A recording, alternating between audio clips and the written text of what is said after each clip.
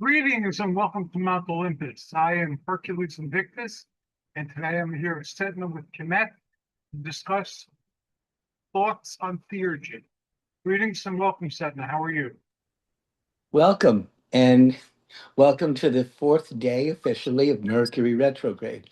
So, if anything odd is happening, folks, and you are primarily Virgo or Gemini, you're a Mercurio like I am. So, crazy things are going to happen. I just expect them. What it has taught me over the years is patience. And I've never had them. So, I learned that Mercury retrograde makes me slow down and realize what we're doing. And it's perfect for this topic. Fantastic. For people who aren't familiar with you yet, why don't you share a little bit about yourself and your journey? I am Setna Kamwaset. I'm also Michael K. Waterman. I'm an author. I work for today's Witch.net, which is Today's Witch magazine. I have also collaborated with Hercules and Tim Schwartz and 9 or 10 other people on 2 books, one being The Persistence of Time, the other being Persistence of Ghosts and Weird Times. I'm also working on my own book, which is called The Serpent Wore Two Crowns. I am the high priest of the temples called Perniteru. Now, what does that mean? Perniteru means the house. Per is house of the gods. In my case, the ancient Egyptian tradition, the ancient Egyptian pantheon. I am called Hem Neter Tepi. It means the chief servant of the temple.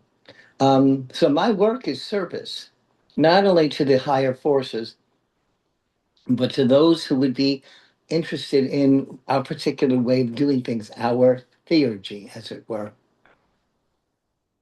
So, how you define theurgy beyond that? Like, can you expand on what your thoughts are on theurgy? My thought is this: Thea is God, okay, and urgy or is the study of, is it not?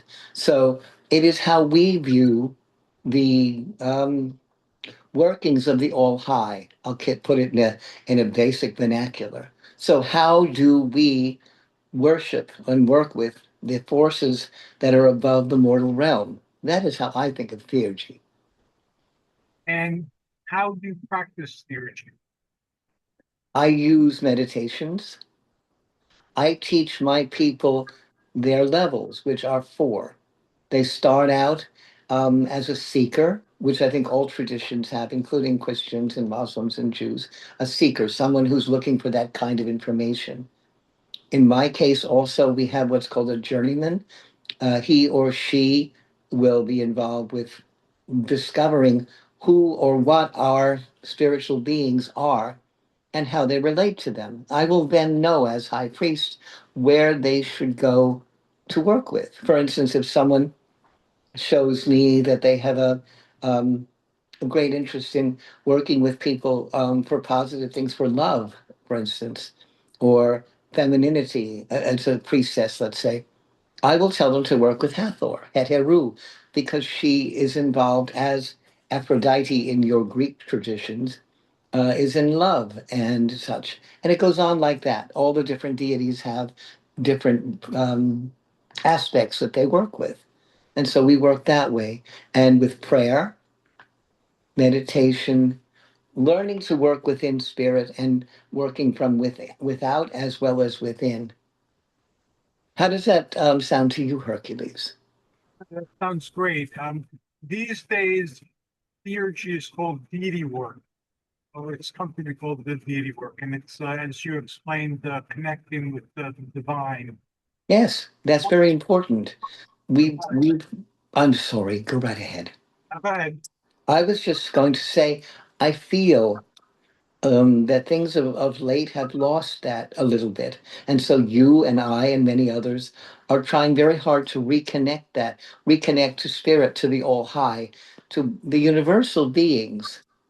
And they come to us, as you know, in all different shapes and forms. My particular ones are the deities of ancient Egypt. Why? Because that's what breathes through my soul. When I was a little boy, I knew something was different about me.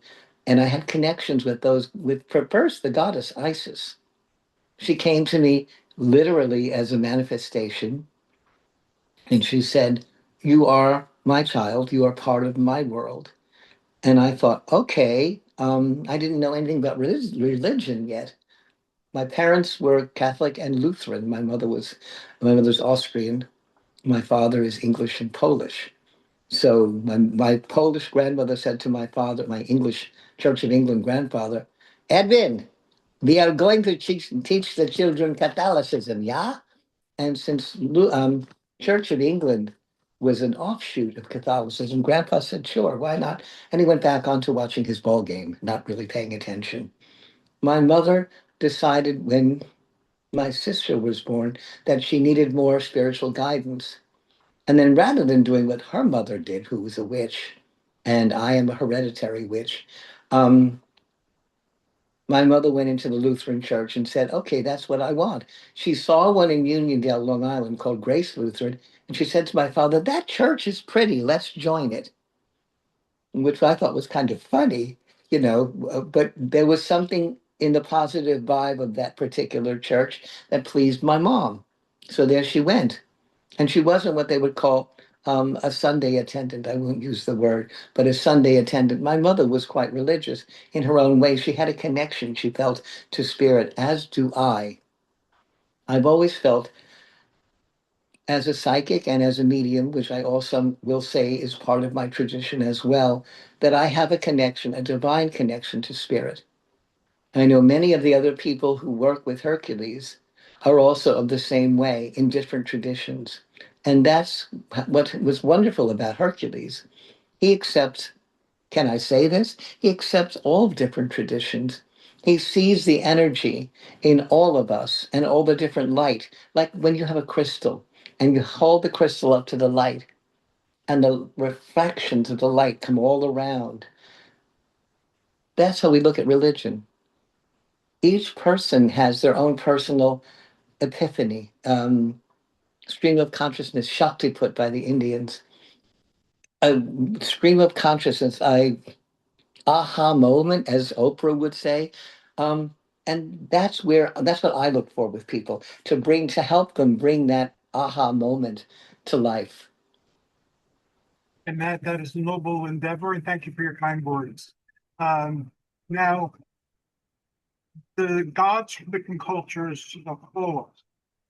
And sometimes some people believe that they're the same God wearing a different cultural mask, and others believe that the cultural mask is an essential aspect of the god or goddess.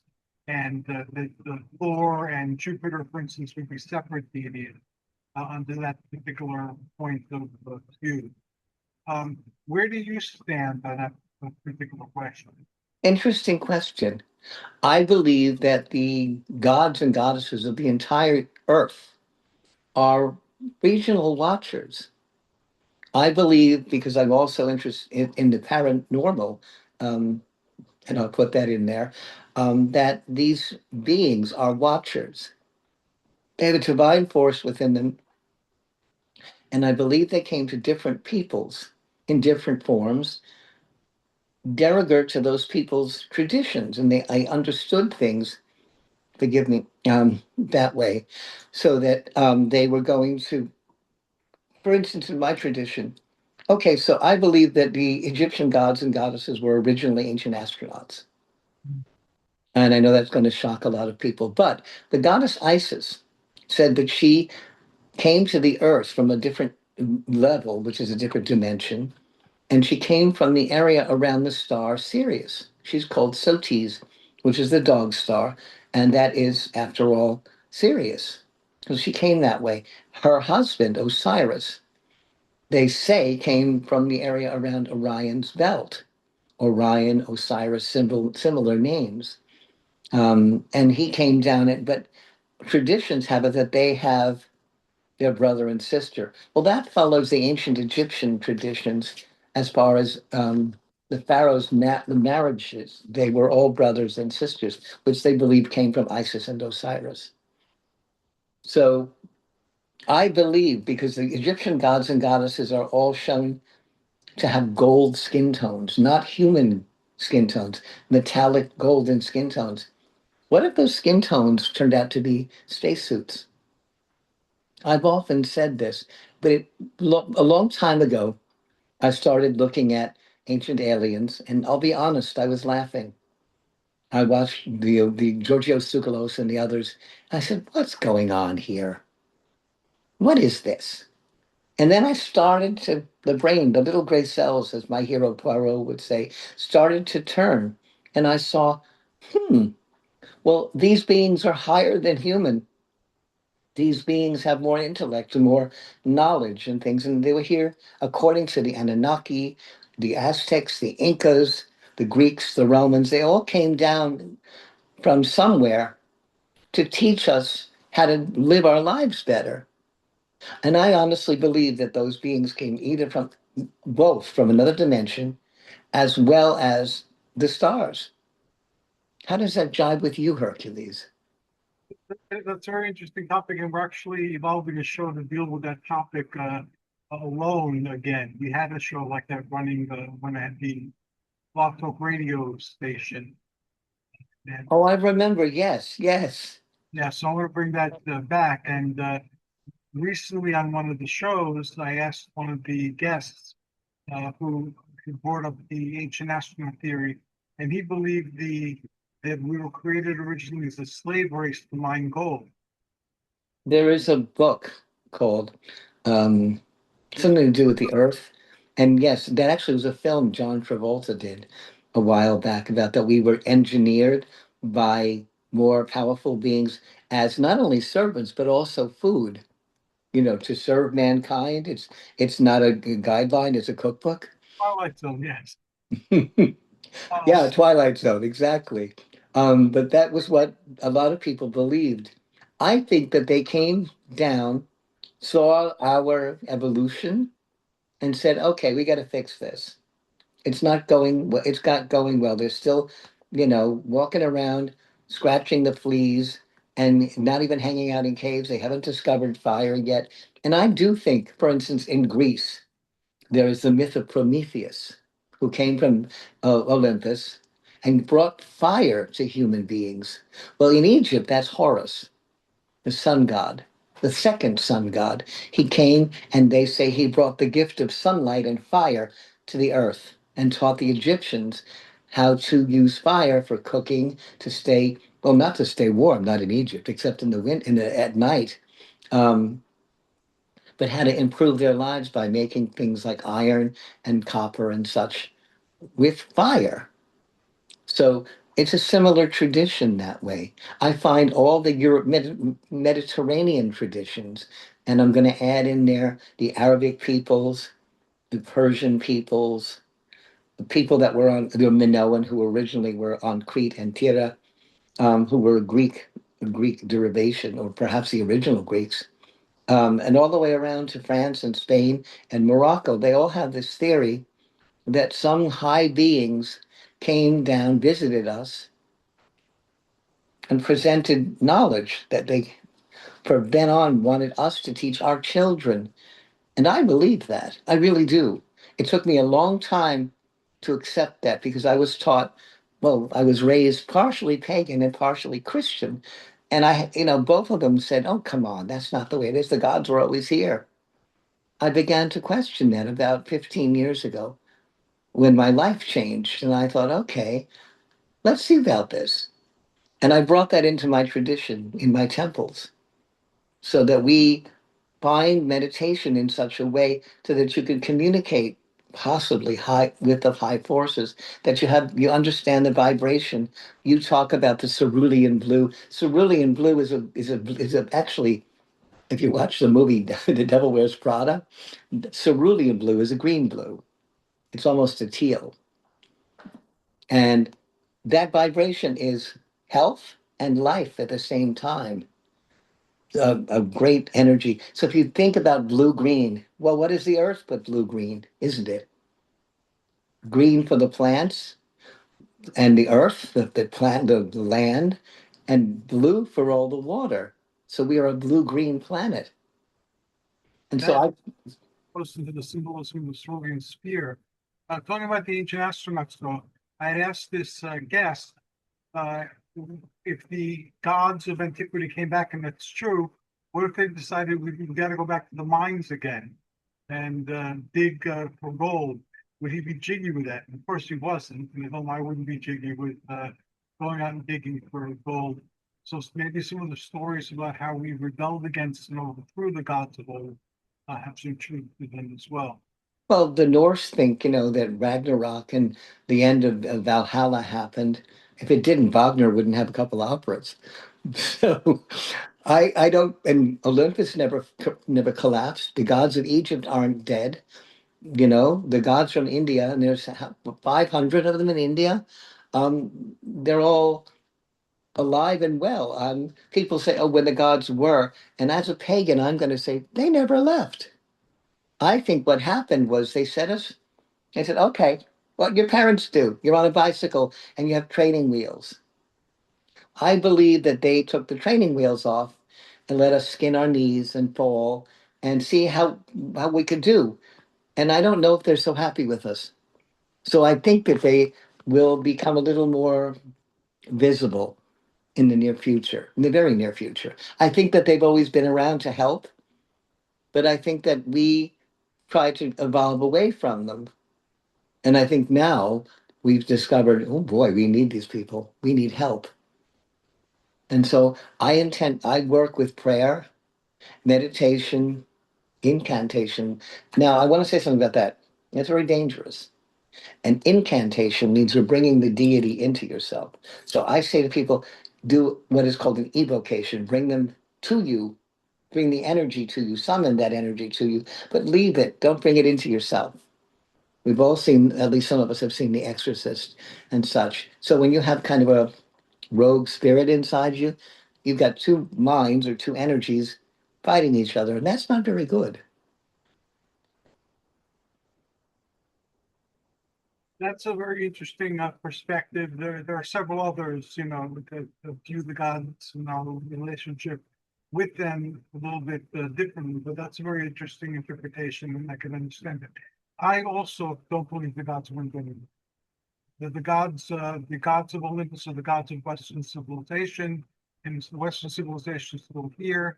Stories are still told about them in the form of books, in the form of films, in the form of Yes. and their statues are decorated all our government buildings, and everybody knows who they are. So I don't think they went anywhere. I think No.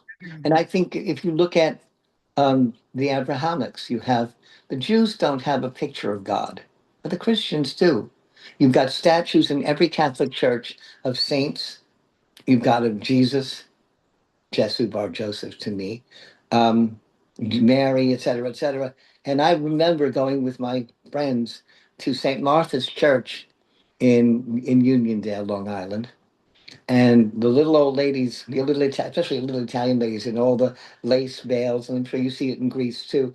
And they come and they've got their rosary and they kiss the feet of those statues. And I look as though that is the actual statue. The Egyptians knew that those statues were not God. And let's face it, they knew somebody was sculpting them, chiseling, making, working in clay, working in stone. So if a statue broke, the Egyptians were like, oh God, we got to go make another one. They never thought that was God.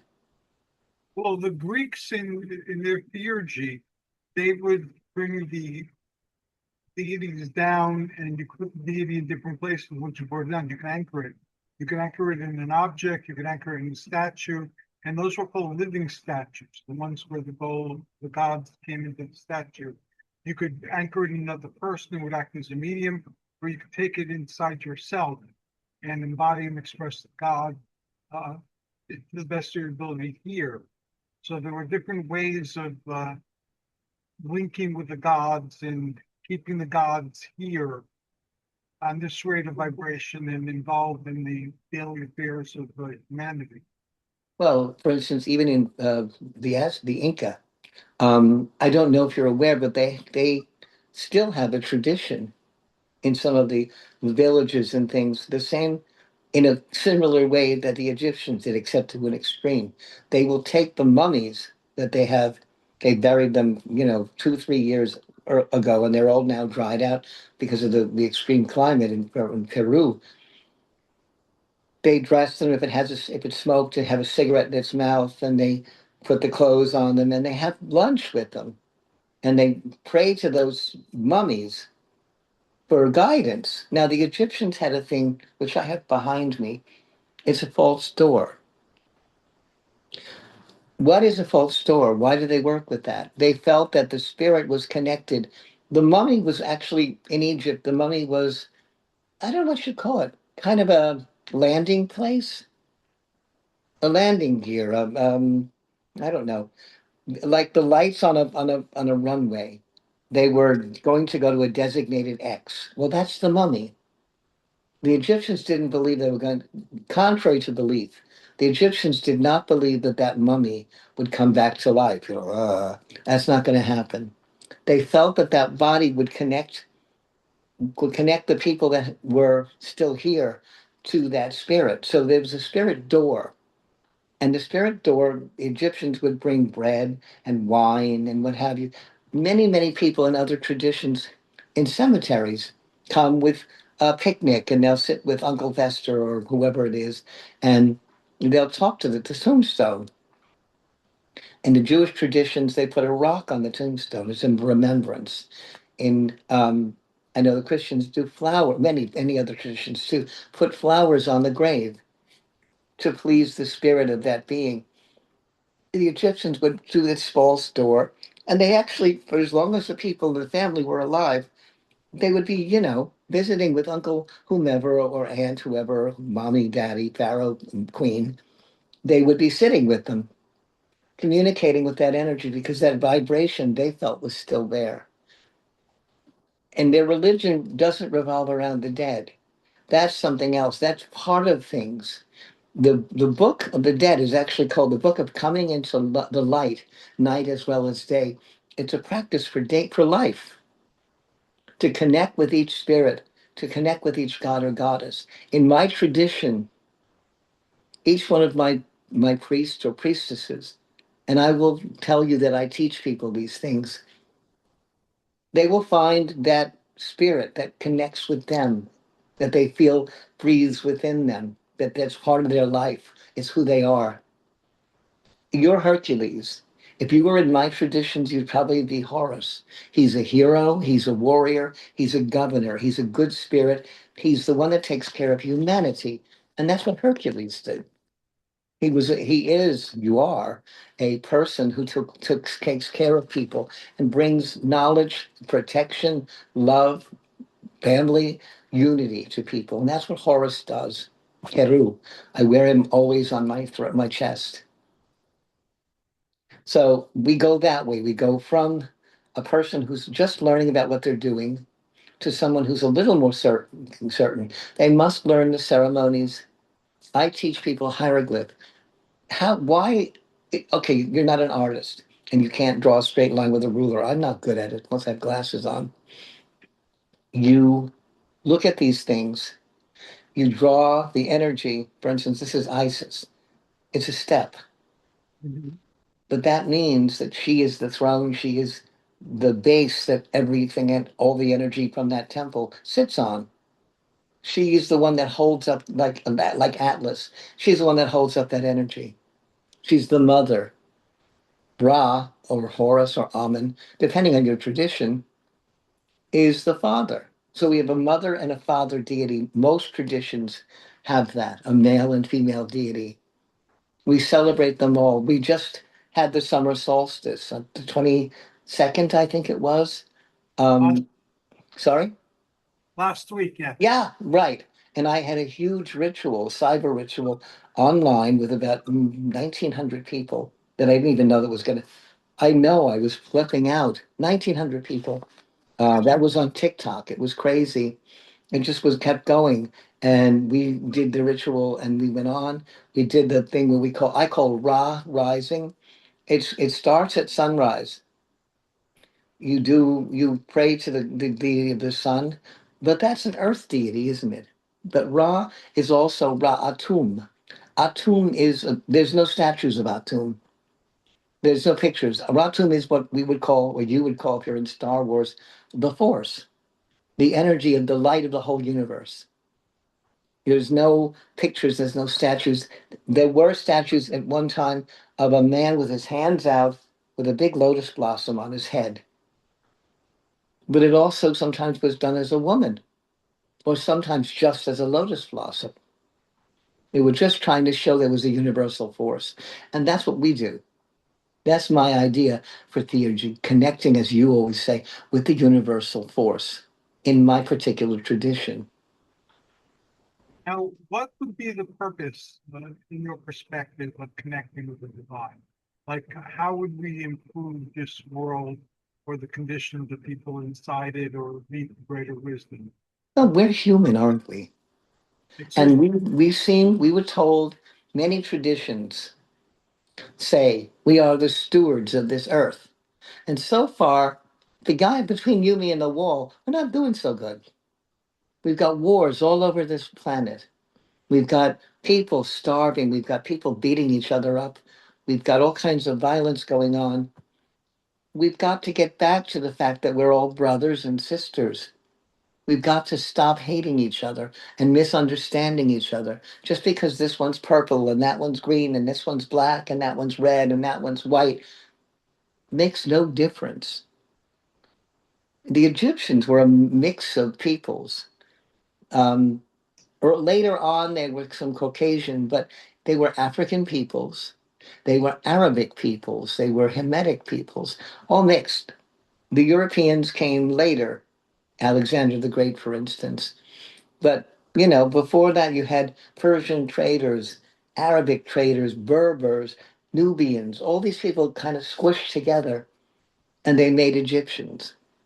It took thousands of years for that to happen, and one dynasty would fight against the other. Traditions would change. Akhenaten, for instance, only wanted one god, and the Egyptians had literally about 500. So after a while, the people said, "Hey, look, this is your way of doing it, and this isn't our way. We want our old way back." And unfortunately, I think they did away with him. So he didn't understand that they were all one people. He didn't. He said it was my way and it's the only way. And the rest of you don't know what you're talking about. It's only my way. And you're going to have to, if you read in Armana, which is where Tel El Armana, which is where his city was, which was called Akhetem, which means the horizon of Aten, horizon of the sun. He said that he and Nefertiti were the god vessels. She was a goddess and he was a god. There is no concept real in Egypt and not in Akhenaten's life that he was one god. There was a force beyond which they could understand, and it was shown as the energy of the sun with rays coming down. Akhenaten said, "You mortals, you ordinary people, you can't worship Aten. You worship me, and I worship for you because I am the only one who understands Aten." Well, after about 15 years, the Egyptians said enough of this. It is said that the high priest Ai, Horemheb, and Ramesses the First, and also his mother, Queen T, led a revolt. And they tore down the city. They killed him, I believe, and Nefertiti. They dragged little Tutankhamun, who was 9 years old, and his 12-year-old sister, Ankhesenamun, back to Thebes, which was where the government had always been. At least in the 18th dynasty, that's where it was. It was also in Memphis, in other traditions, in Heliopolis, and whoever was in power at the time. But Thebes was where the 18th dynasty held its power, at the temple of Amun at Luxor, Karnak. So this poor little boy, they said, "Look, Tutankhaten, you're not Tutankhaten anymore. You're Tutankhamun," and they abolished everything he did. Little King Tut didn't know what hit him. The priests and the government, the fighters, the military, took over Egypt, and they said to him, "Look, you're going to do it our way." He was scared, so he did. When he turned about 17 or 18, he started to fight back, and then he mysteriously died.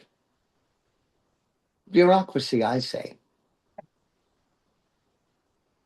So the Egyptians went from many, many gods to about, let's say, five or six, which is the great Aenid, Isis, Osiris, Nephthys, Set, and Horus. And above them all was Amun Ra. But they had like guest stars, each holiday. For instance, we just did in May 7th, I did on a show recently, the Feast of Bast from May 7th until the summer solstice, in which her father Ra took over. So they did that. And they had other feasts that went on. Every time there was a feast, the birth rate went up. So you had Nin, the part of Amun Ra. There's a statue which I can't show you on television, but um, he is happy to see you. I'll put it that way. And the pharaoh would go into the temple and look like the god. I'll put it nicely. And the seed from the pharaoh was then sacrificed in water and fire. But that energy was in exchange from the pharaoh and from the god to the pharaoh to the people. Now that was very primitive. We're in the 21st century, and I don't know if that's appropriate anymore. But the energy, the vibration of that has to change. People still practice rites using bodily fluids. Mhm. Yes, there are many people that use blood and other things. Um, but still, what the whole point of that is to bring the vibration, the energy from the universe down into the earth. Mhm. There is a prayer to Osiris, and it says, Eastward I stand, because the sun rises in the east. For favors I pray. Up to the stars I pray. Up to thy presence, Osiris, I pray. And down to the earth we call thee, down to us. Knowing that the universal force is above us, around us. I don't think they knew that the world was round. I mean, we'll get into that one other time, but I don't know that they had any knowledge of that one way or the other. They just knew they were in Egypt, and that up there was probably Greece, over here was Persia, and down here was the Sahara, and then other parts of Eastern Africa, like Sudan and Kenya. They knew those things. They knew those people. They traded with them.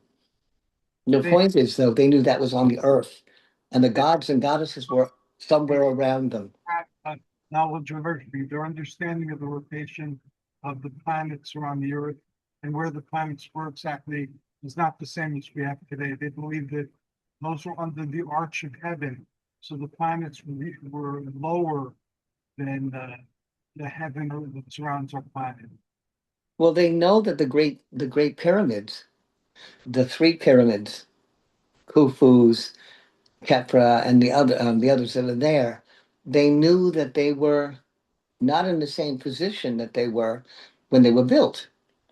So they show the great, the lineup of the planets and things with the North Star, and it's not where it was. The Right. Earth, yeah, the Earth has moved in the galaxy. Yes, it has. And the stars are not where they once were in Yeah. relation to the Earth. Even So The North Star has changed, and there's a different North Star today. that's true. And Jupiter has moved. All of them. They're all not where they were. So that part of things with astrology can be a little lopsided, I would say. Mercury, for instance, because I'm a Virgo, I have 7 planets in Virgo.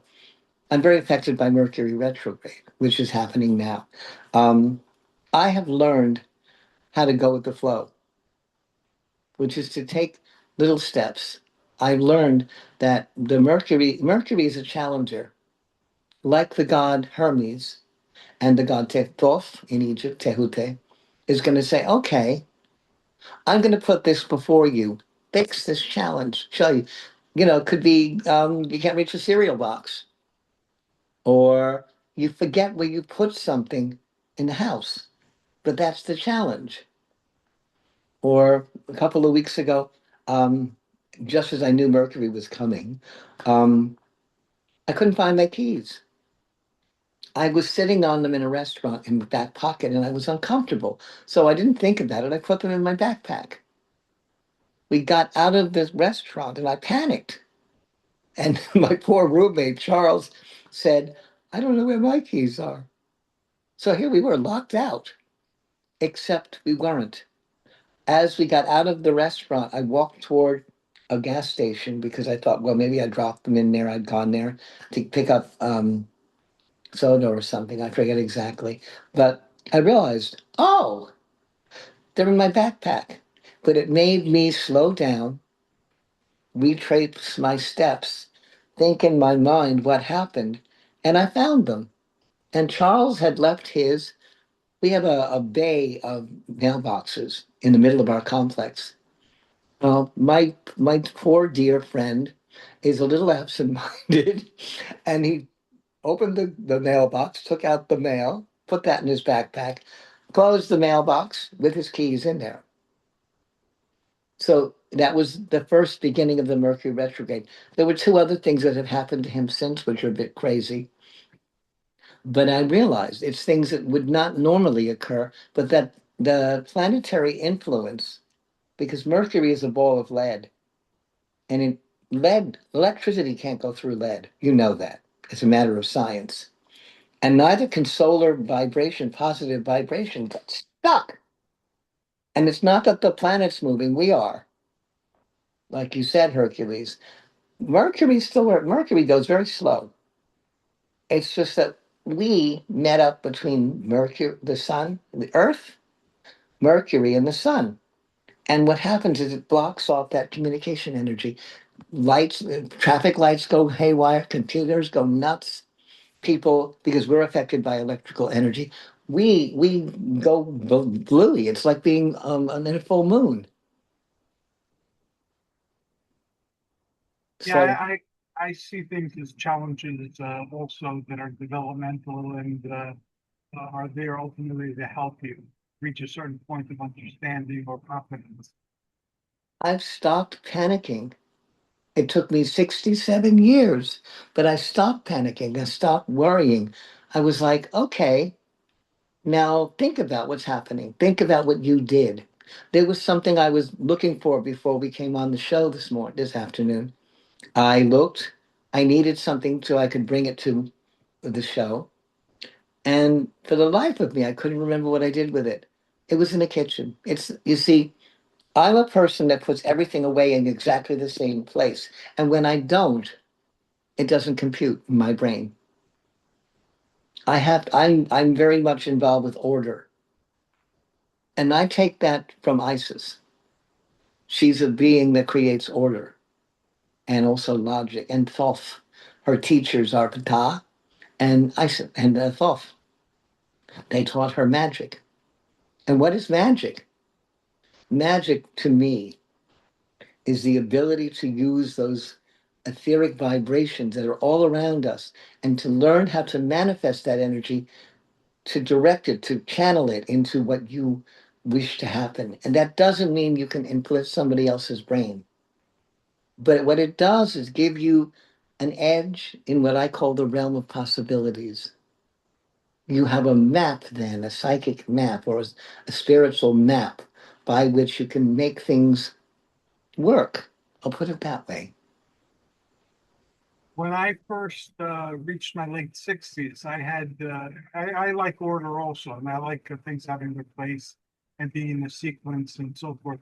But as I reached my late 60s, it became more important to have the mental maps because I was finding that if somebody violated my mental map, it would throw me off. So it took me a few years to work through that. Now it doesn't bother me as much anymore. But Well, it, as long as I've known you, you've always been very even, keel. To me, you're a very calming influence. well, thank you.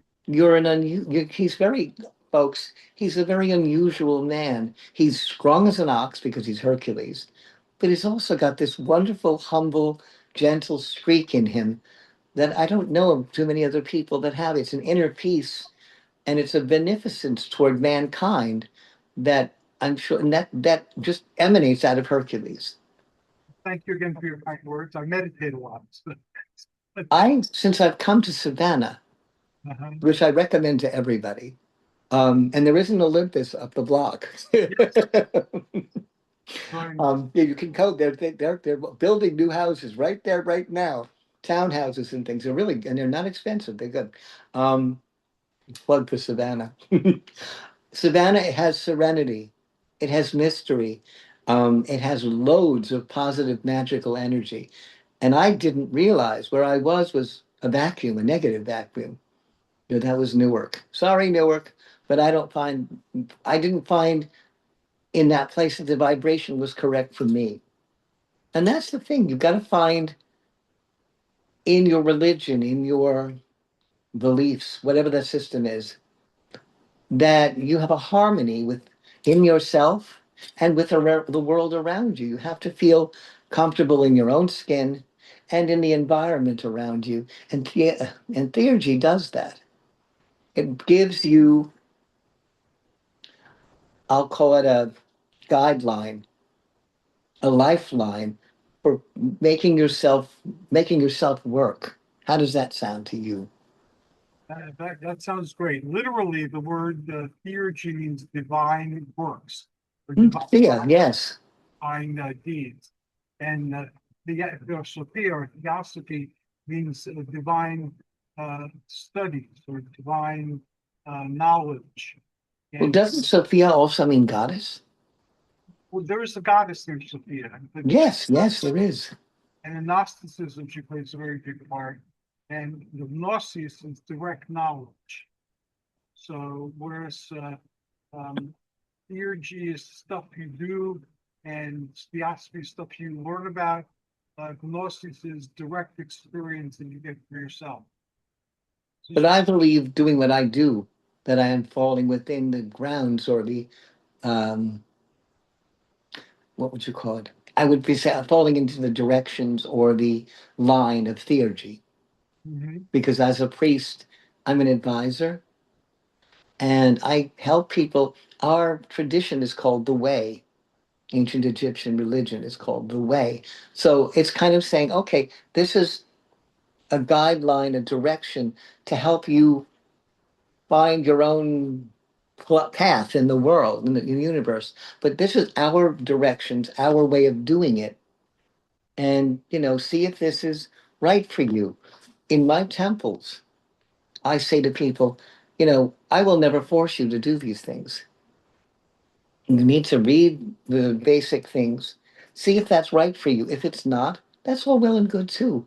There are other opportunities, other places where you can see where you are. That's the whole point of it. I never say ever that my way is the only way and that there's only one path. If that were true, what happens if you need to take a left turn at Albuquerque? You know what I mean? You have to have, and I know I'm a little silly sometimes, but I learned something, and I'm going to tell you that too. That when you make people laugh, they listen. And when they listen, hopefully they learn because it's getting into their brain. The humor releases an energy, an endorphin, and they want to know what you're saying. So they move forward and they look at you. Uh-huh. Okay. That's cute. That's funny. Hmm. I, I agree with that, or I understand that, or wow, that gave me an epiphany, a pop. And that's why I'm sometimes funny. Yeah, you could take your beliefs seriously, but you don't have to take them solemnly. Exactly. Humor is a good teacher to work connecting with people, and it's a good way of again showing that you are perceiving it from where you stand right now and where you stood before in this particular way, and you're really sharing it. But you might change your perspective, and all of a sudden you see will be very different. The dots will connect. And they do. One minute you might like grapefruit, the next minute you might want a hamburger.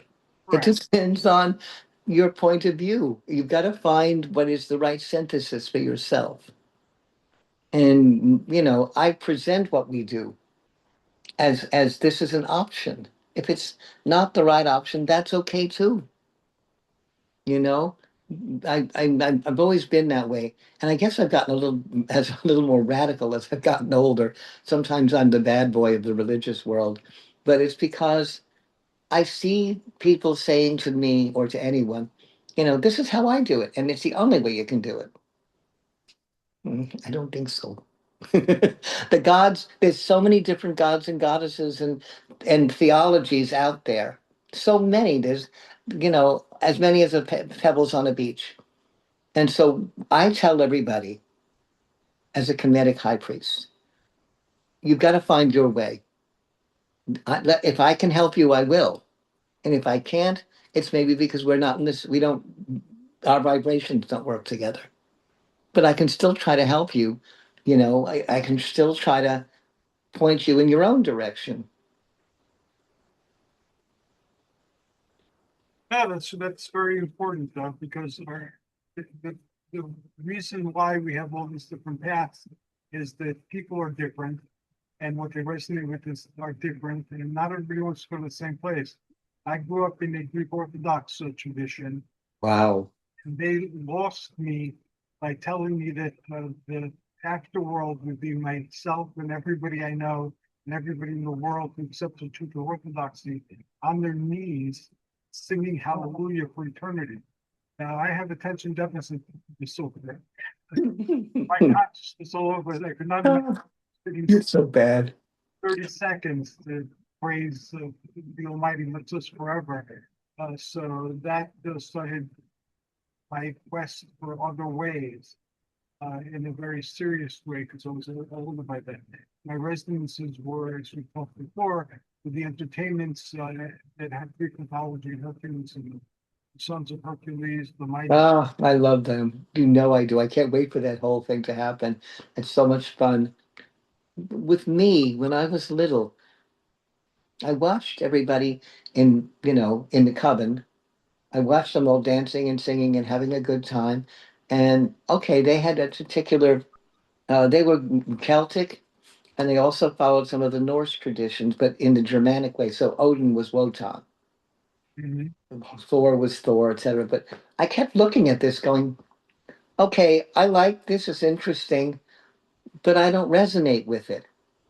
And then I told you, I took one look at, this sounds really silly off the wall, but it's true. I took one look at Elizabeth Taylor as Cleopatra and pop, I looked at her face. I looked at the energy. I said, she's the most beautiful woman I've ever seen in my whole life. And I said, I want to know more about her, about Cleopatra. And I found out she was a Greek, like you, a Macedonian Greek. I was furious, but by then I was hooked on ancient Egypt. I started reading everything. My mother's brother, my uncle Lloyd, took me to a library in East Meadow. They had a huge collection of books on ancient Egypt. I was voracious. I was 6 or 7 years old, everything I could get my hands on. And then he took me to the Brooklyn Museum, and I got yelled at for sitting on a Sphinx, which was Hatshepsut. And they were like, "What are you doing there?" So, but I knew that was me. It was my path. And so when my coven members, the high priestess and the high priest said, "Michael," and they gave me a name that I didn't like, I said, "This is not who I am." And I had an epiphany, a vision, and I saw that I was Setna. That was my name. I came out. And the Eye of Horus, this particular version of the Eye of Horus, this is Ra, the Eye of Ra. This particular one resonated with me. I drew it on all my artwork. I drew it on all my school books. I didn't even know what it was yet, but I did because it was part of my past. And that was the thing I was going to give you in a long-winded way, because you know me. Reincarnation. I said I saw this parking lot called heaven and this parking lot called hell. And then there was kind of a waiting room called purgatory. And I thought, okay. So everybody in the whole world that's good, quote unquote good, is in this one parking lot. And then everybody who's supposed to be bad is in this parking lot. And I looked and I thought, I don't like this. And then, we all recycle. And I thought to myself, well, if the universe recycles, I mean, if we recycle, why wouldn't the universe?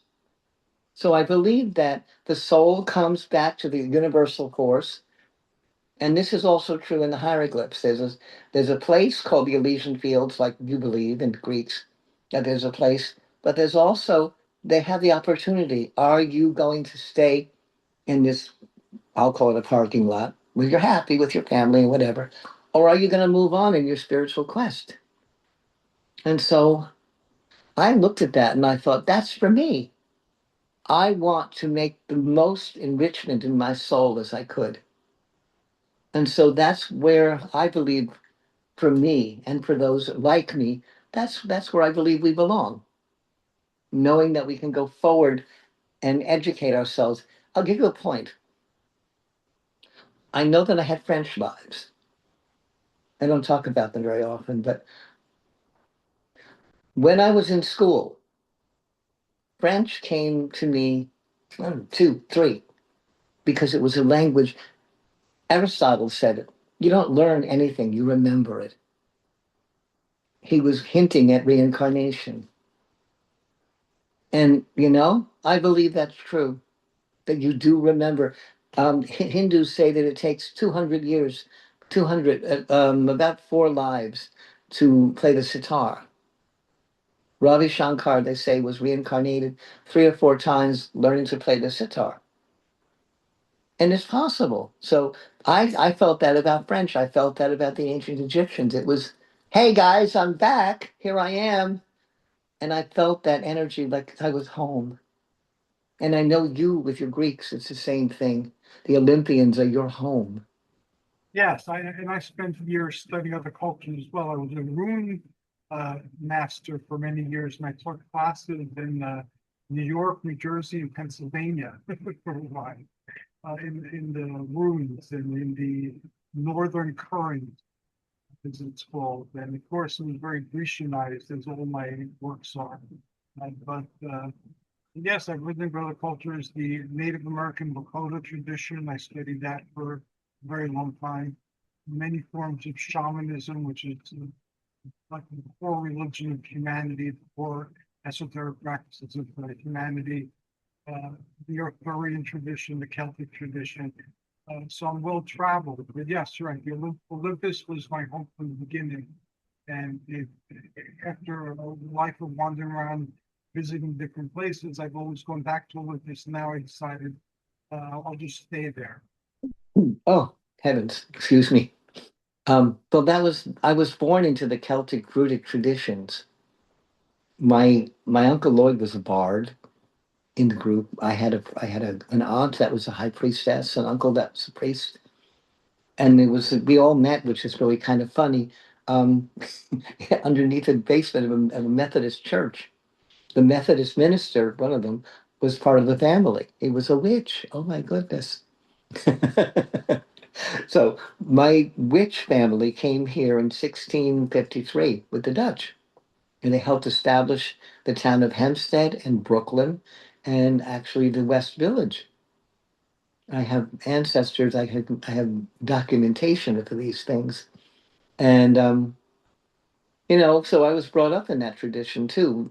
Publicly, everybody was Catholic, Lutheran, whatever.